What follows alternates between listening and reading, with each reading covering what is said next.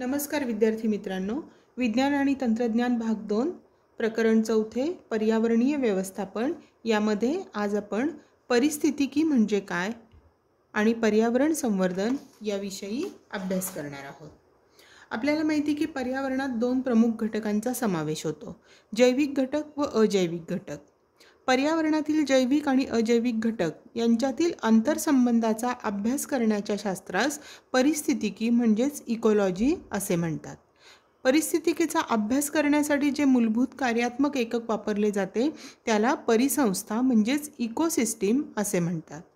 पर्यावरणात अनेक परिसंस्थांचा समावेश होतो। काही परिसंस्थांचा अभ्यास आपण मागील इयत्तांमध्ये केलेला आहे। अगदी विचार केला आपण तर आपण असे म्हणू शकतो की पाण्याचे एखादे लहान डबके ही सुद्धा एक परिसंस्था आहे, तर आपली पृथ्वी ही सुद्धा एक सर्वात मोठी परिसंस्था आहे। थोडक्यात आपण असे सांगू शकतो की एखाद्या निश्चित भौगोलिक क्षेत्र व्यापणाऱ्या प्रदेशावरील जैविक आणि अजैविक घटक तसेच त्यांच्यातील आंतरक्रिया हे सर्व एकत्र येऊन परिसंस्था बनते। पर्यावरणामध्ये वेगवेगळ्या प्रकारचे नैसर्गिक चक्र अस्तित्वात आहेत, हेही आपण मागे शिकलेलो आहोत। पर्यावरणातील जलचक्र, विविध वायुचक्रे जसे कार्बन चक्र, नायट्रोजन चक्र, ऑक्सिजन चक्र अशी नैसर्गिक चक्रे अखंडपणे चालू राहिली की पर्यावरणाचे संतुलन टिकून राहू शकते। परिसंस्थेतील विविध अन्नसाखळ्यांमुळेही पर्यावरण संतुलन कायम राहते। निसर्गाच्या अस्तित्वाशिवाय मानवाचे अस्तित्व शक्य नाही। त्यामुळे नैसर्गिक पर्यावरणाचा समतोल बिघडू न देता त्याचे जतन करणे हे मानवाचे आद्य कर्तव्य आहे।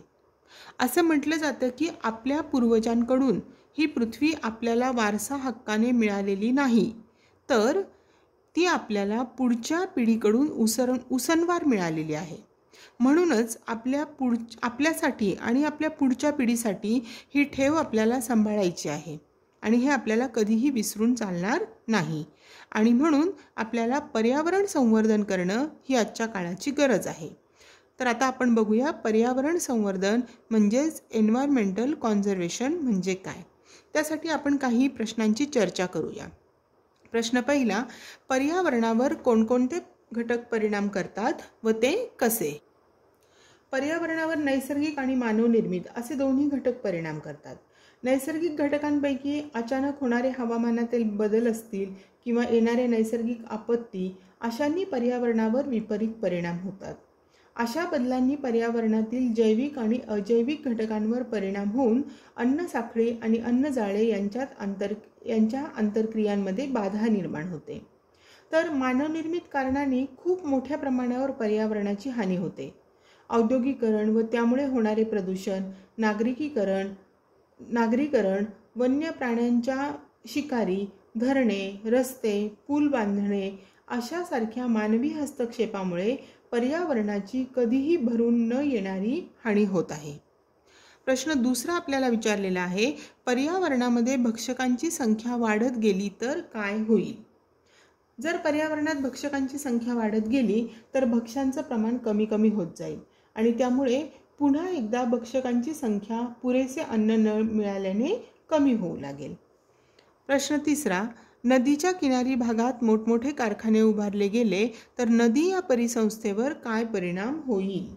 जर नदीच्या किनारी भागात मोठमोठे कारखाने उभारले गेले तर अशा कारखान्यांमधून खूप मोठ्या प्रमाणात प्रदूषित पदार्थ नदीच्या पाण्यात सोडले जातील। त्यामुळे दूषित आणि विषारी द्रव्यांमुळे पाण्यातले जीव हे मृत्युमुखी पडण्याचा धोका आहे। त्याचप्रमाणे तिथले पाणी हे पिण्यायोग्य न राहिल्यामुळे स्थानिक रहिवाशांच्या आरोग्यावर देखील परिणाम होऊ शकतो। नदीच्या पाण्यातील जलीय अन्नसाखळी व अन्नजाळे संपुष्टात येण्याची सुद्धा शक्यता आहे। तर पर्यावरणामध्ये असणारे काही नैसर्गिक घटक आणि मानवनिर्मित दूषित घटक जेव्हा पर्यावरणावर हानी पोचवतात तेव्हा पर्यावरणामध्ये समाविष्ट अनेक घटकांमध्ये असमतोल निर्माण होतो आणि त्याचा परिणाम हा त्या घटकांच्याच मुख्यत्वे जैविक घटकांच्या अस्तित्वावर होत असतो व त्यामुळे बऱ्याच पर्यावरणीय समस्या निर्माण झाल्या आहेत। पर्यावरण प्रदूषण ही त्यापैकी एक प्रमुख समस्या आहे। सर्वसाधारणपणे कोणत्याही वस्तूचे व पदार्थाचे दूषितीकरण होणे म्हणजेच त्याचे प्रदूषण होणे। पर्यावरणीय प्रदूषण म्हणजे नैसर्गिक घटना अथवा मानवाच्या कृतीमुळे सभोवतालच्या वातावरणात झालेला अनावश्यक आणि अस्वीकारार्ह बदल. हे जे प्रदूषण होत असतं, ह्या प्रदूषणाचे प्रकार कोणकोणते आहेत? तर प्रदूषणाचे प्रकार म्हणजे हवा प्रदूषण, जलप्रदूषण, भूप्रदूषण हे प्रदूषणाचे विविध प्रकार आहेत. त्याचप्रमाणे ध्वनी प्रदूषण, किरणोत्सारी प्रदूषण, औष्णिक, प्रकाश, प्लास्टिक असे वेगवेगळ्या प्रकारचे प्रदूषण आपल्याला आढळून येते. नैसर्गिक प्रदूषण आणि मानवनिर्मित प्रदूषण म्हणजे काय? तर नैसर्गिक स्रोतांपासून आणि नैसर्गिक प्रक्रियांमधून निर्माण होणारे प्रदूषण म्हणजे नैसर्गिक प्रदूषण होय. तर मानवनिर्मित प्रदूषण हे मानवाच्या हस्तक्षेपामुळे निर्माण होत असतं. तर अशा प्रकारे हे प्रदूषण जे आहे, या प्रदूषणाची समस्या आज खूप मोठ्या प्रमाणात भेडसावत आहे आणि म्हणून प्रदूषण नियंत्रण करणं ही आजच्या काळाची गरज आहे.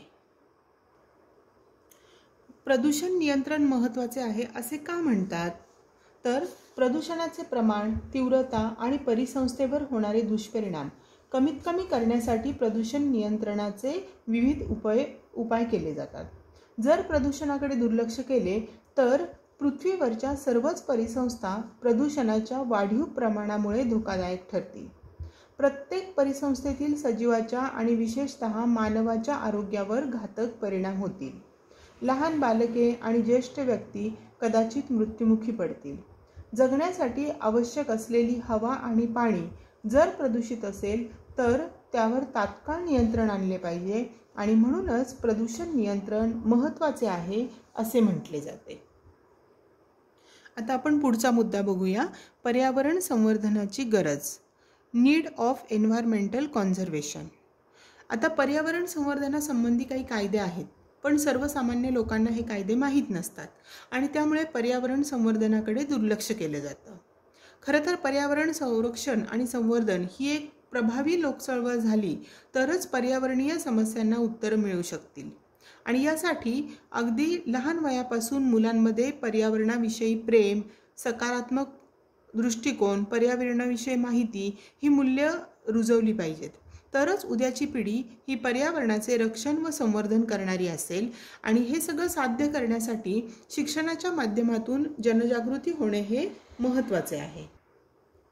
पर्यावरण संवर्धन ही आपली सामाजिक जबाबदारी आहे. पर्यावरण आणि मानव यांचा संबंध अगदी मानवाच्या अस्तित्वापासूनच आहे. पृथ्वीवर मानवाचे पाऊल खरं तर तिच्या निर्मितीच्या बऱ्याच कालावधीनंतर पडले. मानवाने पृथ्वीवर वावरत असताना आपली बुद्धिमत्ता, स्मरणशक्ती, कल्पनाशक्ती या गुणांच्या आधारावर इतर सजीवांपेक्षा आपले स्थान महत्त्वपूर्ण ठरवले. मानवाने आपल्या गुणांच्या आधारावर निसर्गावर प्रभुत्व स्थापन केले. निसर्गाने मानवाला जी वेगवेगळ्या प्रकारची साधनसंपत्ती दिली, त्या साधनसंपत्तीचा त्याने पुरेपूर वापर करून घेतला आणि सुखी समृद्ध जीवन जगण्याच्या प्रयत्नात तो निसर्गाकडून जेवढे घेता येईल तेवढे घेतच राहिला आणि या प्रक्रियेत नैसर्गिक पर्यावरणाची हानी होण्यास सुरुवात झाली. यातून मग वेगवेगळ्या पर्यावरणीय समस्या वाढत गेल्या. यावरून एक गोष्ट आपल्या लक्षात येते की आज पर्यावरण समतोल राखण्यामध्ये मानवाची भूमिका ही महत्त्वाची आहे. कारण पर्यावरणाचा समतोल बिघडवण्याचे काम जर मानवाने केले असेल तर त्याचे रक्षण करण्याचे, संवर्धन करण्याचे कामही मानवच करू शकतो. बऱ्याचदा आपण करीत असलेली कृती ही पर्यावरणासाठी घातक आहे ही गोष्टच सर्वसामान्य लोकांना माहीत नसते आणि त्यामुळे काही वेळेस अजाणतेपणे काही कृती घडत असतात आणि म्हणून पर्यावरण संवर्धन करण्यासाठी काही कायदे केलेले आहेत. वनसंवर्धन कायदा 1980 साली केला, पर्यावरण संरक्षण कायदा केला 1986 साली, वन्यजीव संरक्षण कायदा 1972 मध्ये अंमलात आणण्यात आला. तर अशा वेगवेगळ्या प्रकारचे कायदे त्यासाठी केलेले आहेत. इथे आता शोध घ्या म्हणून एक प्रश्न विचारला आहे की फुलपाखरे पर्यावरण संतुलनामध्ये काय काम करतात? तर फुलपाखरे ही परागीभवन प्रक्रिया घडवून आणतात आणि त्यामुळे वनस्पतींचे प्रजनन घडून येते. निसर्गात वनस्पतींचं प्रमाण वाढतं, आधिक्य वाढतं. त्याचप्रमाणे फुलपाखरे हे निसर्गातील अनेक तण वनस्पती खाद्य म्हणून वापरतात. फुलपाखरे काही उपद्रवकारक कीटक खाद्य म्हणून वापरतात, खातात आपल्या रंगीबेरंगी वास्तव्याने ते परिसराचे सुशोभनसुद्धा करतात. ज्या परिसरात फुलपाखरे असतात तेथील पर्यावरण संतुलित आहे असे मानले जाते आणि अशा पद्धतीने फुलपाखरे हे पर्यावरण संतुलनामध्ये महत्त्वाचे काम करतात.